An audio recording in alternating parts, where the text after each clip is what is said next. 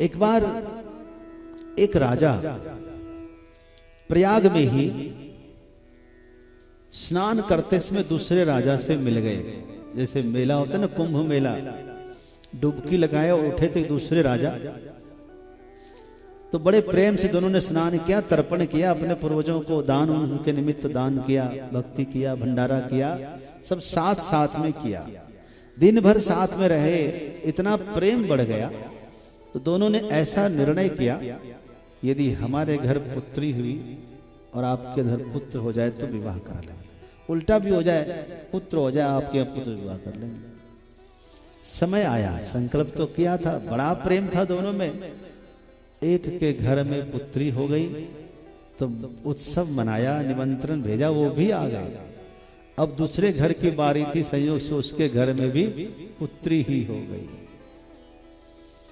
तो उन्होंने क्या किया, हमारी मित्रता ना खराब हो जाए इसलिए उसको छुपा दिया। उस पुत्री को पुत्र कहने लगा, नाम भी वैसा रख दिया और उत्सव मनाया कि पुत्र हुआ है, किसी को जानने नहीं दिया। पुत्री बड़ी हो गई, उसको लड़का की तरह ही रखा, एकदम बिल्कुल लड़का की तरह, और विवाह भी कर दिया। जब विदाई करा के ले गए तब पता चला, अरे ये भी तो लड़की ही है, लड़का तो है ही नहीं। तब उसकी पुत्री ने चिट्ठी लिखा अपने पिता को कि ऐसा ऐसा हादसा हो गया यहाँ।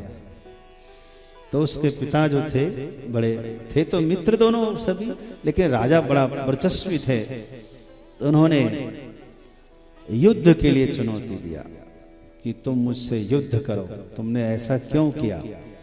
भले ही मित्र थे तो कम से कम अरे बता देते, क्या फर्क पड़ता, लेकिन तुमने झूठ क्यों किया? उसने कहा कि हम तो मित्रता बचाने के फेर में ऐसा किए। बोले ऐसा कोई करता है क्या? तुमने मेरी पुत्री का जीवन खराब किया है। तो बहुत जबरदस्त विरोध हुआ,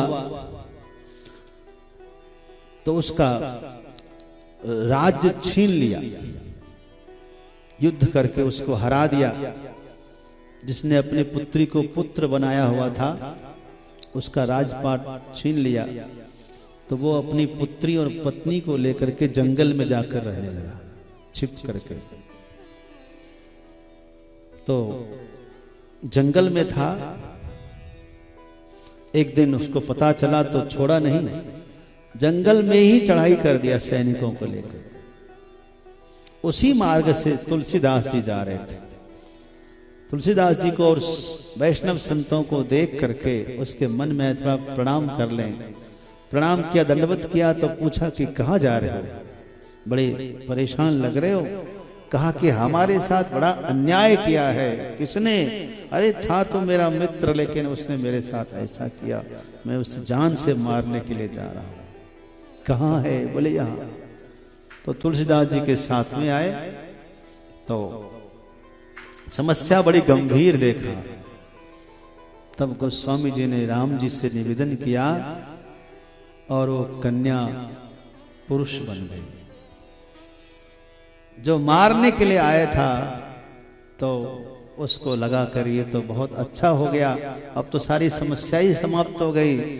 और वो स्वामी जी के कहने पर सब आपस में मेल मिलाप कर लिए। वो कन्या से पुरुष बन गई, 2 राज्य की रक्षा हो गई, हजारों लोगों को मरने से बचा दिया तुलसीदास जी। तो गोस्वामी जी की सिद्धि भी और प्रसिद्धि भी